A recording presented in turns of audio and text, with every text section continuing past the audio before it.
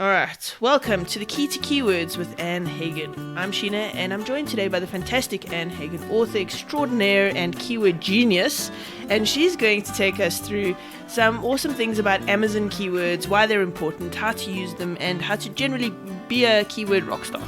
And thank you for joining me today. Thank you for having me.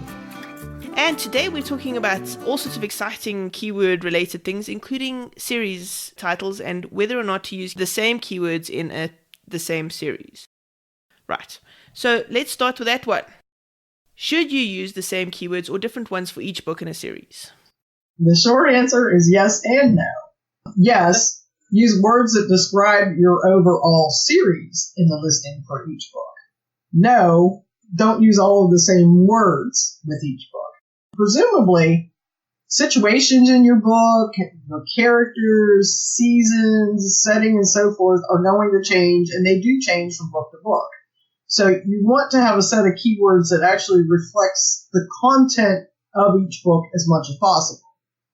You want to catch those new things that might be of interest to a reader. If you've done your job right with each retailer, your series is going to be all linked together on the book pages. And so when a reader pulls up any given book in the series, they're going to see that there are other books in that series. Just for new authors who haven't written a series or don't know, so you contact Amazon and say, these are the books in a series, please link them. Yes, correct. And then they create this cool little spread at the bottom saying, this is the 6 books or the 12 books or the 600 books like Anne's really epic series. There's only 11 right now. 11 books, that's still pretty epic.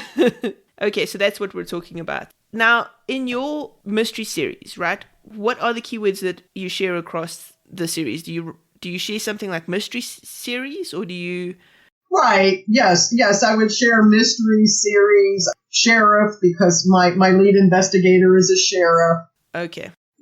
Those sorts of things, that are the same across the series. But then each story is different. Typically there's a murder, so I might use murder, or some sort of crime, so I'll use crime.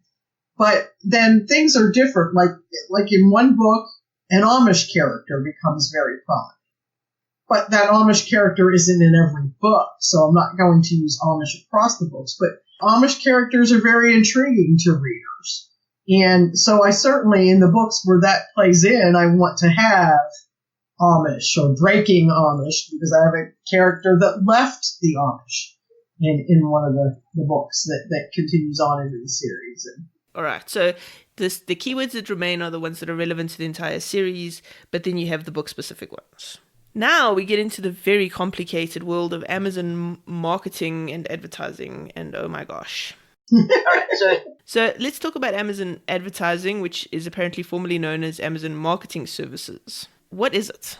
One thing that you can do to get more visibility on Amazon for your books, if you're an indie author or you're a small publisher and you publish direct to Amazon, the Amazon ebook platform using Kindle Direct Publishing, is you can run ads using Amazon advertising. And you're right, the program did recently change names. It used to be known as Amazon Marketing Services, or AMS for short. So you hear people that talk about AMS, or AMS ads, and that's what they mean, Amazon advertising. Those are those sponsored product ads that appear on a book display page right below the string of books that are labeled customers who bought this item also bought.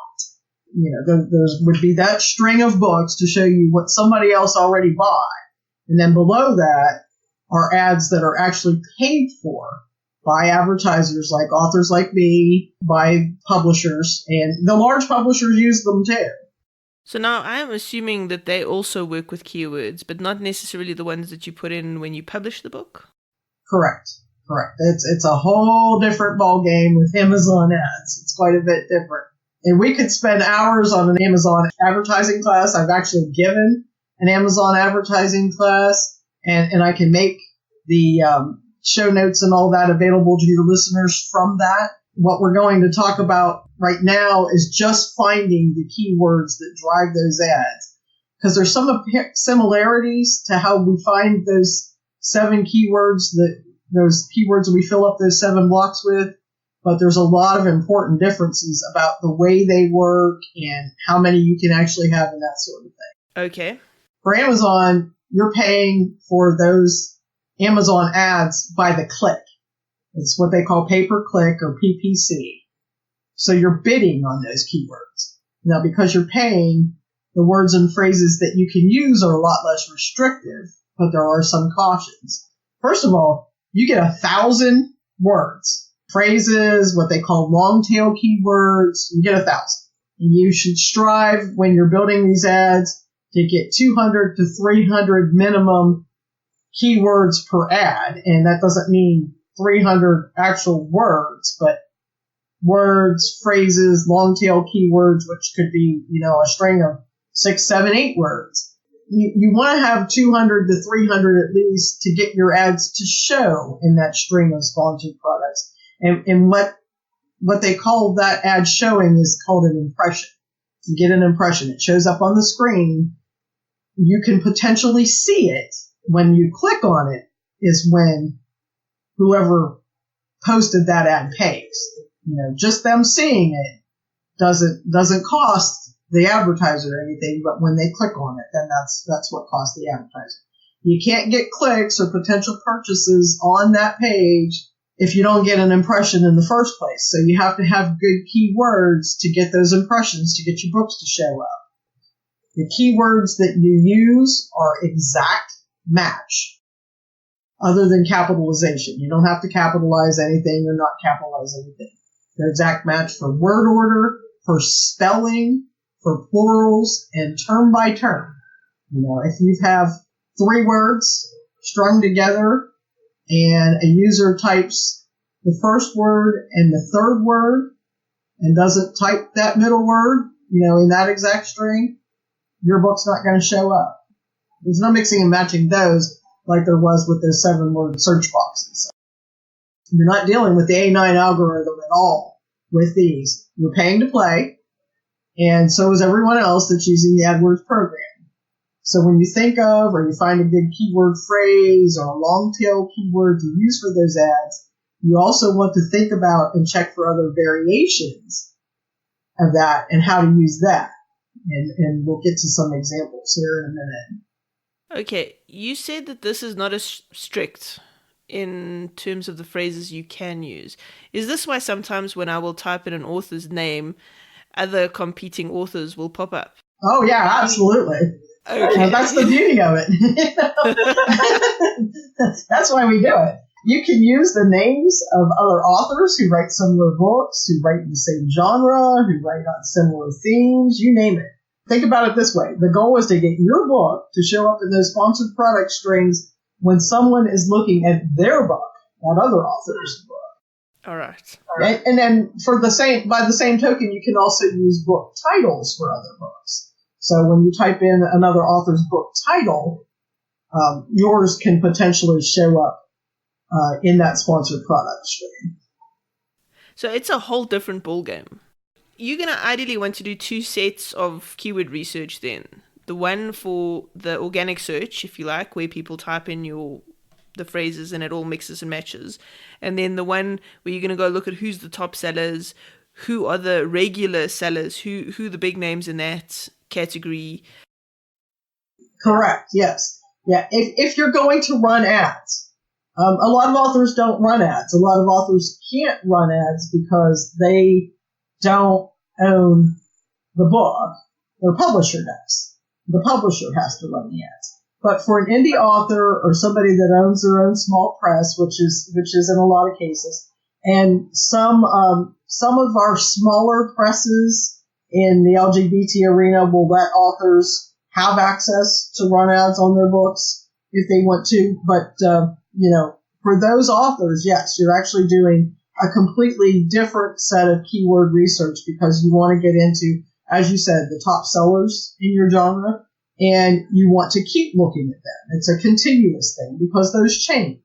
So, one day you might have the top 10 might be one thing, and 3 or 4 days later, it might be completely different. So you want to keep a fresh perspective of what books are moving around, authors, titles, that sort of thing. All right, so how do we structure the terms then, since it has to be an exact match? Well, you can put in the author name, and the title. But then readers will also search for things like author name together with the book title. And that's where a lot of your variations come in. Like, use title by, like, Finding Sheila by Anne Hagan, or Anne Hagan Finding Sheila.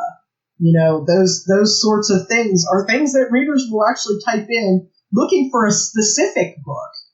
But then your book can show up down in those sponsored product ads when a reader types that thing in. When you're typing in your base search keywords and phrases into Amazon ads, pay attention, because it does sort of the same kind of thing that it does when you're typing into the search bar on the website when you're looking for Kindle books. It pops up other things that are key phrases that readers search for on Amazon. It pops them up down there too. It must integrate with A9 somehow to do that.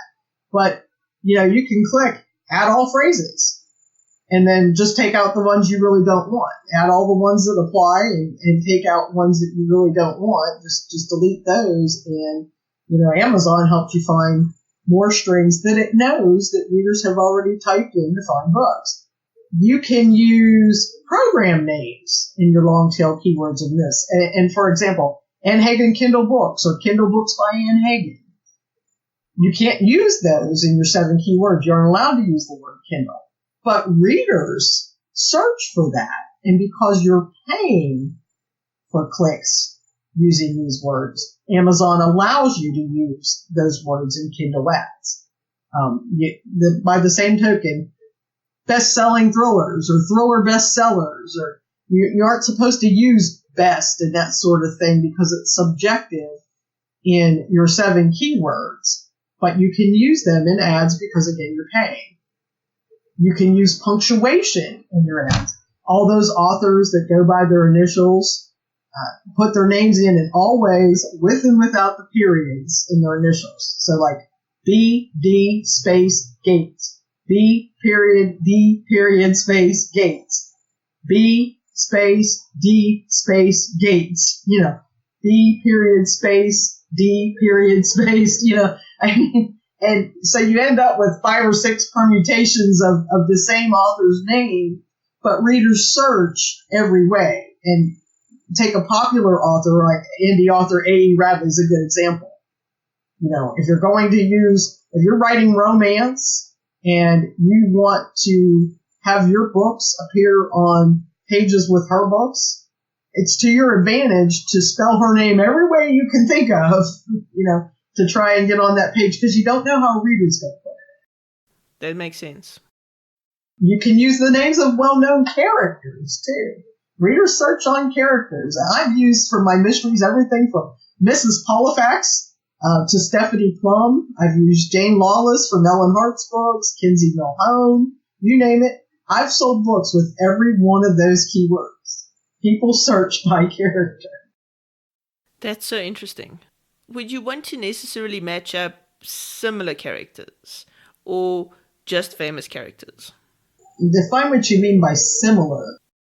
So if you've got a mystery with the main characters an old ditty who noses in everybody's business and is actually a mystery writer, and you're convinced she did it, but anyway, that's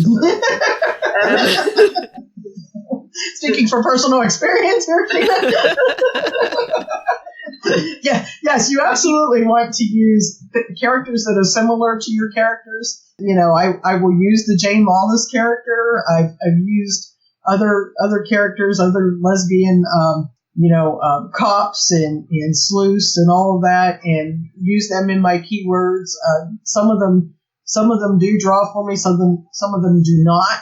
I have found for my specific characters, Stephanie Plum, Kinsey Milhone, out of mainstream fiction, you know, they have a lot of women readers who have found some interest in my books because my characters, yes, they're lesbians and they do lesbian things as well as they solve crimes. You know, they're good draws to get some mainstream readers over to look at. Now, I pay a lot for those clicks because obviously that's a character that's much better known. But then amongst the lesbian characters that are lesser known, I don't pay as much for those clicks. I might pay pennies, per click to draw a reader over, that's searching on the name Jane Lawless as opposed to somebody that's searching for Stephanie Plum, and I might pay 50 cents for that click. So how do you make sure that those people buy then, or you maximize your sales between your click and your, buy button? It all comes down to the relevance of your keywords. You're looking to get impressions down there in those sponsored product ads. If people click on your ad after looking at the book that search brought them to in the first place, because remember, they've been brought to that page for something else. And now they're looking down here at your book because they didn't find what they were looking for up there, or maybe they already had that book. Or you're going to show up down there in that string. The average click-through rate on most keywords is under 1%, so it's not very high. A good average is anything above 2%. So, and I'm talking over the impression. You might have 1,000 impressions, and you might get 20 clicks, 2%. I have one keyword that's a long-tail word that's very specific to only one of my books, and the click-through rate for that keyword, the people that see it in those tiny sponsored product ads and then click on it and go to my book page, is 29%. That's phenomenal. And then of that 29%, what's the buy rate? Well, I don't have any way of knowing that specifically because Amazon does show me who went on to buy the book, but there's some lag time sometimes between when that shows up. And the other factor is if the book is in Kindle Unlimited, they may have downloaded the book and Amazon Ads doesn't show you that. So I'm still getting paid because somebody is reading that book, but Amazon Ads isn't set up to show you if a book is in Kindle Unlimited, who's reading it. Right, but you could be paying 50 cents and earning like 10 cents. Well, it shows you the average of what the click cost you and what you've earned in terms of sales with that lag time, obviously. So you might get a click and then a week later, Amazon might finally post the sale. So it's not a good indicator in that regard. But if a book is in Kindle Unlimited and you're seeing, hey, I got 10 clicks on that book today and I had, 2,000 page reads on that book today, if it's in Kindle Unlimited, then that's a pretty good indicator that your ad's working and that you're getting reads on that book. Okay. You don't want to run ads where you're seeing books that your ads are costing you 80% of what you're making, 90% of what you're making. But if you're under 70% and it's NKU, you're doing good. It's such a complicated system. Let me say something else, though. You put these keywords into Amazon sponsored product ads. Okay, and a good, for example, is the keyword that I just mentioned. It's got a 29% click-through rate when people get to that page, but a really good keyword, somebody is typing into that Amazon search bar, and they typically don't get a specific book. A page comes up that has a bunch of books that they can choose from. And they go down through and they look for the one that looks most relevant to them, and they choose that. If your keyword that you're paying for once it gets to sponsored products is really good, your book will show up on that page first. And they might click and go directly to your book, and that didn't cost you anything. That's just gravy, because they've gone directly to your book right out of the Amazon search bar. They're on your book page, where everybody else's sponsored product books are down below you. But hopefully they will buy your book that way. The click didn't cost you anything because they found it out of normal search. So you want to really use your best keywords if you're running Amazon ads. You want to make sure that you've got as many combinations of keywords for a specific book as you can. Out of those 1,000, I'll typically run 600, 700 words and come up with all kinds of things that people will type in up there, some of which will find my book directly. I haven't paid anything. You're listening to the Lesbian Talk Show. TheLesbianTalkShow.com, your hub of podcast information. And are you keeping track of what is working and what's not working and changing them out? Oh, yes, absolutely. Some keywords you'll find that Amazon will give a lot of impressions to because it finds it relevant, and they won't get any clicks. I'll just turn them off because obviously they're not relevant. Other keywords will get a lot of clicks but don't seem to generate any sales, or the click costs a lot, because maybe you've used a popular author's name, but, thinking that it's relevant to your book, but you don't seem to be getting any sales, going into that, and page reads, if it's in Kindle Unlimited, may not be high for that book. So you'll want to turn that word off because it's costing you money and it's not generating you anything. That does make sense. Eventually, you're going to want to get to a point where, say you've used a few hundred, several hundred keywords in an ad, and you're always adding to them because, as we talked about, new books come into those top 100, new authors come onto the scene and so forth, and you want to try out those names, those titles, those sorts of things. You'll want to take and parse out the ones that perform best for you and start a new ad, especially if you start getting close to that 1,000 limit, and just keep trying things, keep your ads fresh and all of that, keep trying new keywords and that sort of thing, and parsing out the ones that work the best for you and eliminating the ones that don't. Because even if you turn a keyword off in an ad, you've still used that space. So once you start butting up against that 1,000, you can't keep adding just because you've turned some off. So you have to start a new ad. So it always pays to keep your ads going and keep breaking it down to the stuff that works best for you. And that means that you really have to keep track too. Amazon gives you kind of a history, but it doesn't tell you day to day, oh, you got this many clicks today, or you got this many clicks this week. You have to watch that and see when, something has stopped performing or something has picked up and all of that. I try and look at my ads every day and just make sure there are no surprises, something that's gone crazy, costing me a lot of money on a click and not generating anything. And by the same token, I try once a week to download my stuff and analyze it to see, has a certain keyword slowed down? Has a certain one picked up? That sort of thing. What it's costing me overall as opposed to what I'm making. So it's not set it and forget it. Like there's 7 keyword boxes for your listing can be set it and forget it because they're not really going to change that much. They might change a little bit. You might come up with some hot new, keyword string that you want to include instead of something else, and you might go in and change them, but really they don't change. But these are more driven by what readers are searching for right now. And so they change constantly, and you want to keep on top of that. Jeez, this is complicated stuff. It is, but it's fun too. I think it depends on your version of fun. If spending money and sweating about whether or not keywords is working for you, then yes. But actually, I think I do see your point. It's fun to figure it out and make it really work. And then when you see something working, there must be this huge sense of satisfaction. Like, look at this. I made this work. I'm selling books. It's exciting.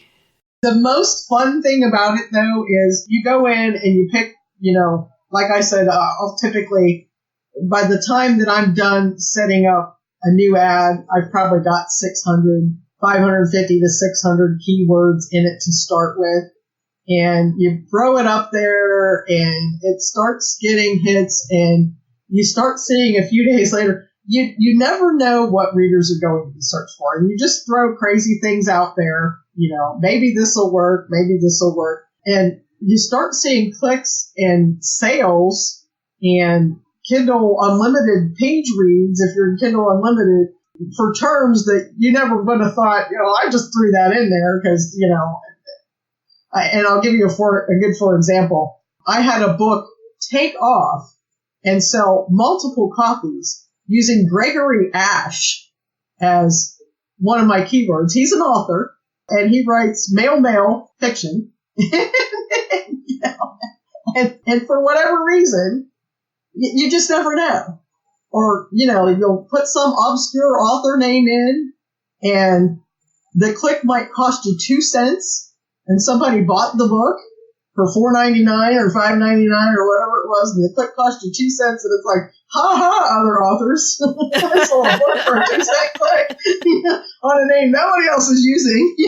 I mean, there's like a little victory dance that goes with when you use keywords like that, and, That is awesome. Okay, where are we in? We were talking, I have in here, going to other retailer platforms and that sort of thing, and we did talk about that in the first session. We didn't really get into how Google Play works and my beefs with Barnes & Noble's search and all that. But no other platform has advertising that you can buy into the way Amazon does. You can buy Google AdWords advertising for your books. I don't know a whole lot of people that do that. Big publishers do that. And authors like James Patterson do that. He self-publishes and, he has 90 authors that he writes with, so he releases a new book every day. And, but, and they buy Google AdWords and all that sort of thing. But, I don't know a whole lot of indie authors and small publishers that do that. The only other thing that I had listed to talk about was how Google Play works for authors that are on that, and then the Barnes & Noble platform. The Barnes & Noble is horrible. I can understand why they're failing. Their search is awful. It's just awful. And it's never improved. Every new management that they've come under all of that, they've never improved it. And they wonder why they can't sell books. Well, their whole system is terrible, though. I tried to become an affiliate of theirs because I was like, well, let me give people options as to where to buy, and they wouldn't let me. It's very easy to list a book for Nook, and I used to sell a lot of books for Nook. I know people out there still own Nooks, but it just, they've stopped supporting it, and they've never improved search. I can type my name in and not find my books. I can type the Morelville Mysteries, and maybe one will come up, and a whole bunch of other things that aren't related. There's 11 books in the series. It's awful. And every author says it's awful. If they had just improved that, and Google's probably stepped in and offered to help, help them improve that, for a price. They just never have. They've never put any money into it, Physical stores are failing, and online is failing. It's no wonder they're failing. Okay, so let's talk about Google Play and iBooks and Kobo in terms of keywords. Do they all work similarly to Amazon? Yes and no. They all offer you the ability to put keywords in, and most of the other platforms give you at least 10 keywords. But they aren't like Amazon in that Amazon gives you a box you can put 50 characters in. The other retailers are specific strings, one to if they limit you to 10, then it's 10 keywords or 10 strings of keyword phrases. And that's it. That's all that you get. If you go through an aggregator, because a lot of authors that have their books published wide across retailers will use an aggregator like Smashwords or Draft2Digital or one of those, a distributor.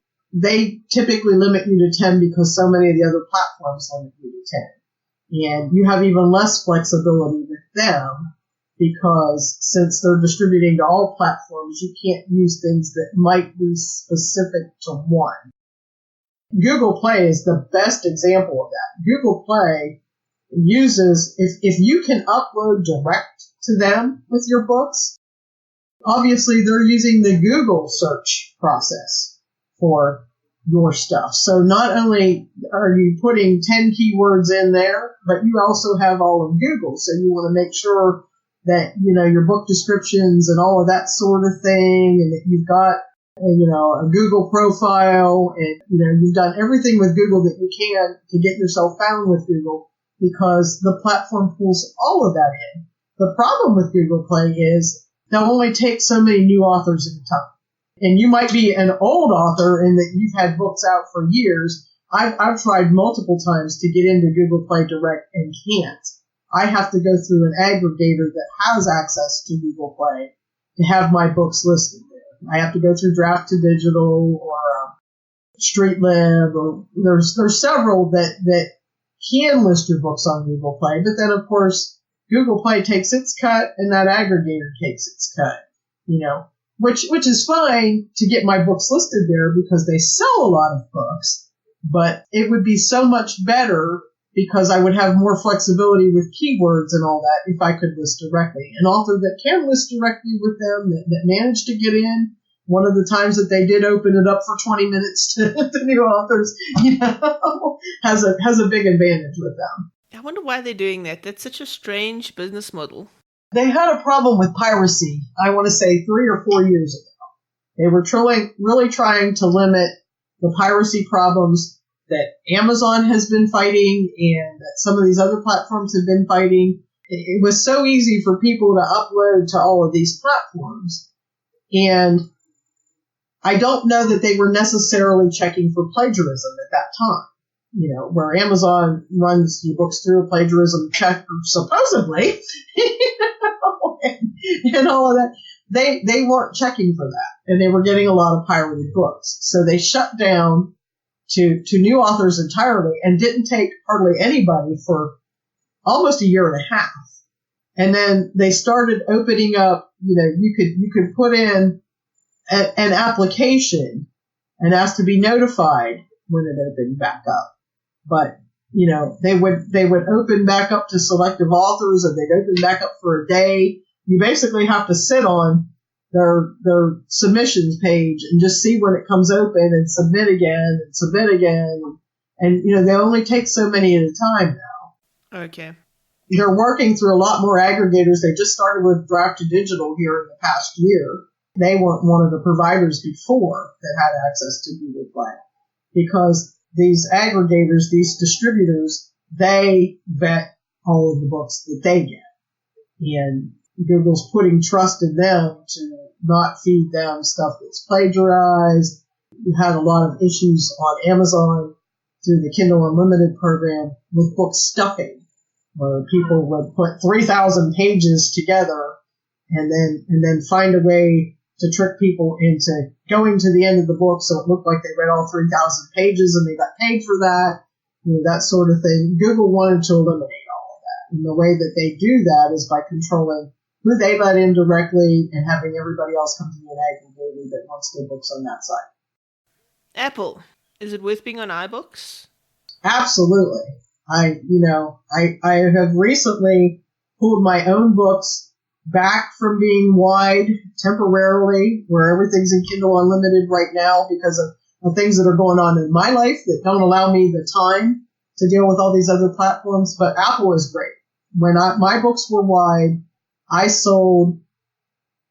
They were my second highest seller after Amazon. And when I was advertising, I would sell probably 50%. If I sold 100 on Amazon, I'd sell 50 on Apple as well for something that I advertised. iPhone users specifically buy books and read on their phones. So it is worth it to be there. Now, there are a couple barriers there. You have to own an Apple computer to list to them directly. Buy a cheap MacBook Air. I have one back here. It's just so I can list to Apple. The other factor is that all of the distributors list to them, and that works great too. I sold books even before I bought a MacBook, going through Draft to Digital, and listing on Apple. I still sold a lot. The thing that is nice about being able to list directly to sites like Apple and Kobo specifically is they run all sorts of promotions, and you can only participate if your book is listed directly. If you go through a distributor, you don't have those options because, the distributor is actually the one that's publishing your book to them. So, you don't have direct control over it on their site, so you can't participate in a sale or a promotion where they're doing a buy two, get one free. Let's say Kobo does that a lot. Buy two, get one free. The author still gets paid the full price, and Kobo takes the hit. You can't participate in that sort of stuff. And Apple does all kinds of promotions all the time. It is well worth it to be there. And their search engine is pretty robust. It doesn't work the same as Amazon's, obviously, but I find that when I go out there, when all my books are listed with Apple, I go out there, I find all my books. So keywords for these guys, are they kind of like the keywords for the ads? You have to be very specific. There's no switching. You can change them out, but, in most cases, you're limited to 10. And yes, they're a specific string. So it becomes important to really not only look up your keywords, but look up what's going to work best. You want to go into a tool like Google AdWords to see how many searches are on that, or Kindle Samurai to see how many people are actually buying that on Kindle, because if they're buying it for Kindle, they're going to buy it at Apple, they're going to buy it at iBooks or at Kobo, that sort of thing. You want to look at KDP Rocket and see what's the performance of that, because somebody that's searching on the Amazon search engine under that term, if they're an Apple buyer, an iBooks buyer, or they're a Google Play buyer, or that sort of thing, they're going to use the same sort of search terms on those sites. So you want to look for the things that perform best overall and use those terms on the other sites where you're more limited. We talked about Amazon ads. You don't have those options with the other retailers. There's no option to run ads that appear below your books and that sort of thing. Amazon has kind of cornered the market on that. Google Play will post other things on your page. And I believe Barnes & Noble does at times, but their search engine isn't as robust. They aren't always relevant to your books. I don't know how much they draw people away from your books. Google's better at that, obviously, but you can't pay to be down there unless you're paying for Google AdWords. And you've got a Patreon account. Yes. Tell us about that. I have a Patreon account, and I actually set it up. Patreon changed their fee structure here a few months back. And they were, Patreon was something I had considered doing, especially when I saw yours for the Lesbian Review, and a couple other authors that I'm very familiar with had one set up, and I thought that's something I might like to do down the line. And I was prompted to do that by getting it done before the fee structure changed, and I earn less as a creator by, coming in later under that old fee structure. So I set it up, got it all going. And unfortunately, I haven't paid a whole lot of attention to it. I've been busy with so many other things. But it's something that I want to build up over time, and I'm trying to build up over time. I've had a little bit of help from you. You got me a couple of new patrons here a week or so ago that I'm very grateful for. Thank you. It's my mother right now is my biggest supporter because she wants all my books in paperback as soon as they come out. And she lives 4 hours away from me, so it's hard for me to get there and give them to her. She says, at least this way, I can get you to mail them to me as soon as they come out. But yeah, I only have a handful of patrons right now. I think there's 10, and I'll slowly build that up. It's one of the things that I plan to focus on going forward. You get exclusive content and sneak peeks. And depending on your tier, you also get like stories and stuff.